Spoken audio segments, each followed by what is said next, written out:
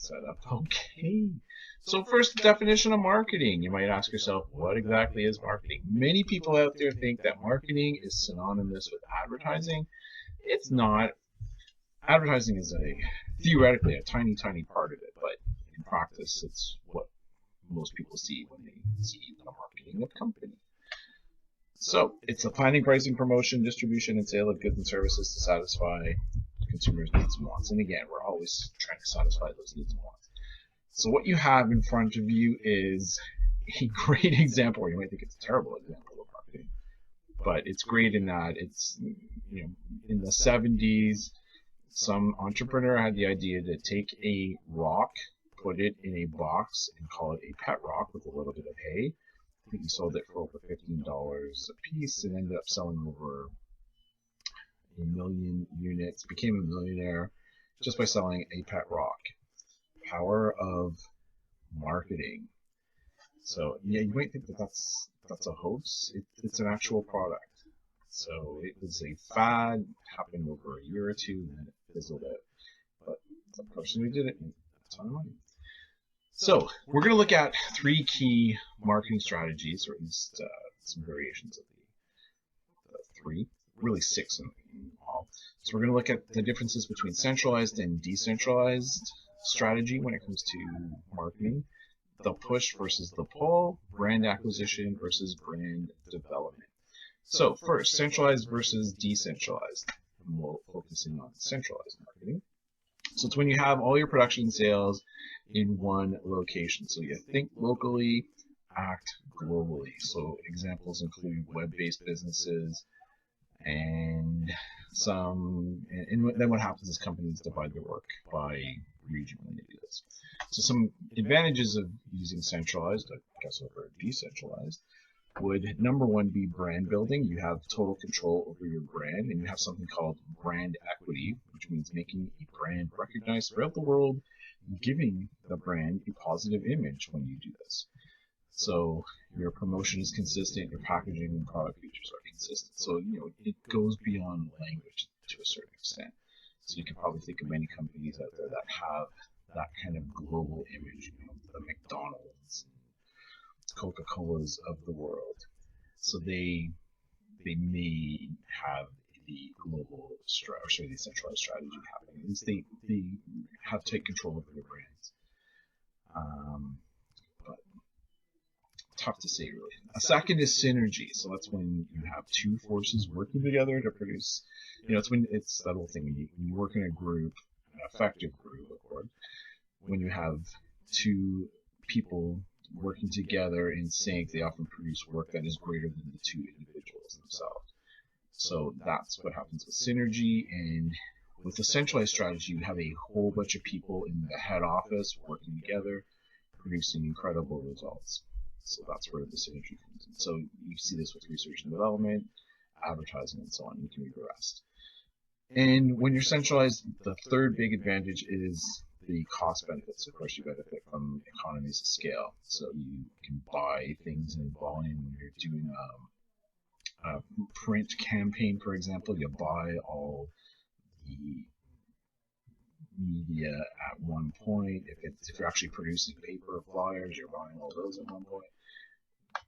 Very effective as far as pricing is. Decentralized.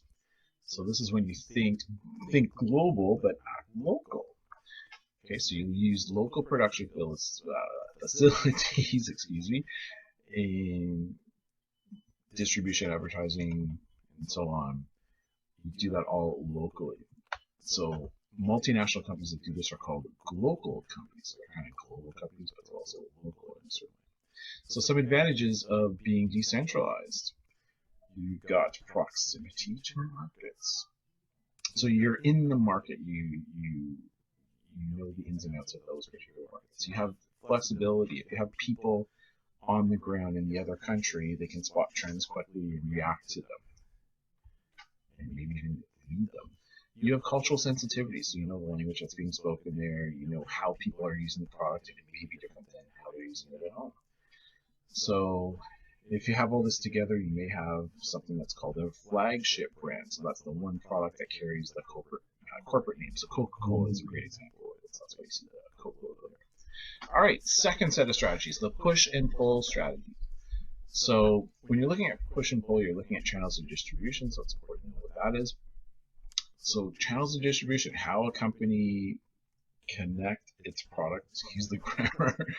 So how companies connect their products to their target market. So what channels do they have to go through to get the product into the hands of the consumer? So sometimes you sell directly to the consumer. So you see manufacturers selling, you have manufacturers outlets and they sell their products directly to the manufacturers. And sometimes you have the manufacturers selling through other retailers, and that's an indirect method of distribution. And usually what happens is you have a mix of the two. So you sell from your website, that's another way of doing direct. And you also have your retailers that sell for you, and that's indirect. So you do a combination of the two. So having some background on channels of distribution, you can now look at these different strategies. So push strategy. With the push, it's something that the consumer, most likely you and I, don't necessarily see. We see evidence of the push, but it doesn't really affect us directly. So you focus your selling efforts just on the retailers or wholesalers or anyone else in your channel of distribution or channels of distribution, and not the consumer. Okay.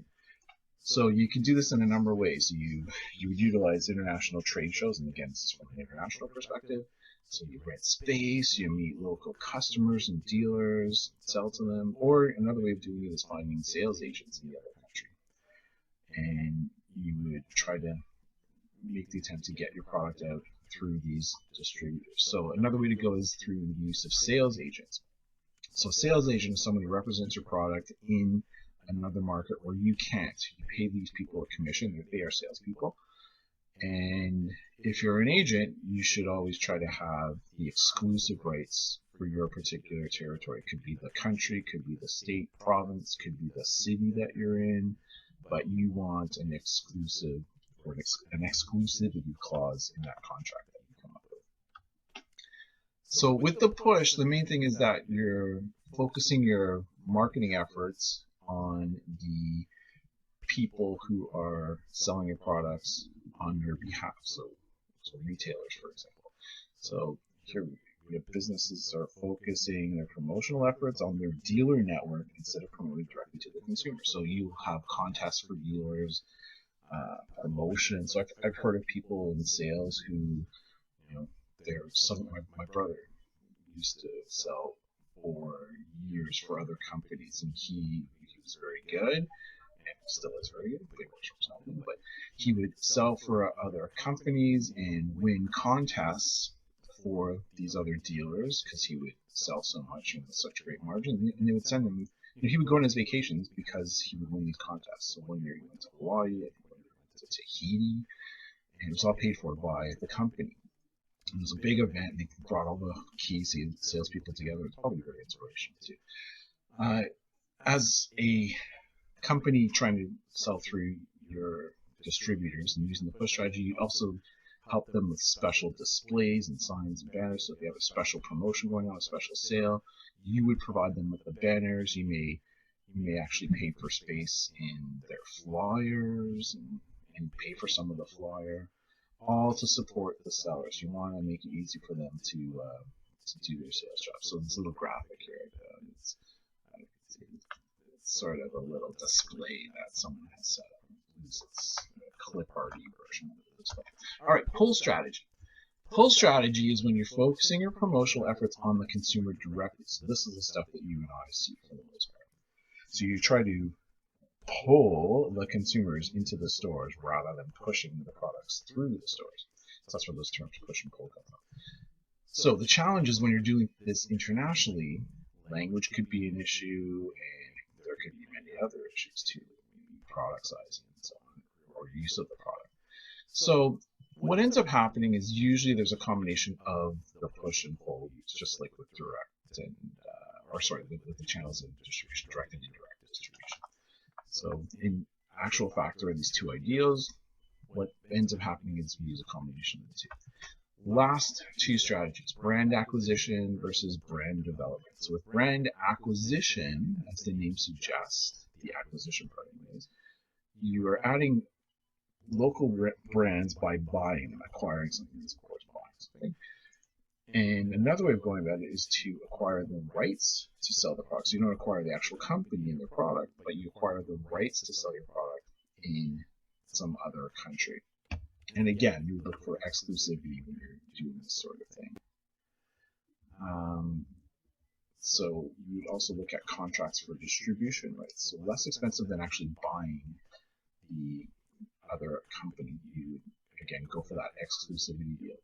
So there's two options when you do this. You could go for the manufacturing and distribution rights, or you can just go for the exclusive distribution rights. I guess that's without the manufacturing part of it. All right, brand developing, a bit more complicated, a bit more expensive. What you're doing is you're developing and creating products in other markets to compete locally, and you're doing this development yourself. So you're not buying local competitors or their brands.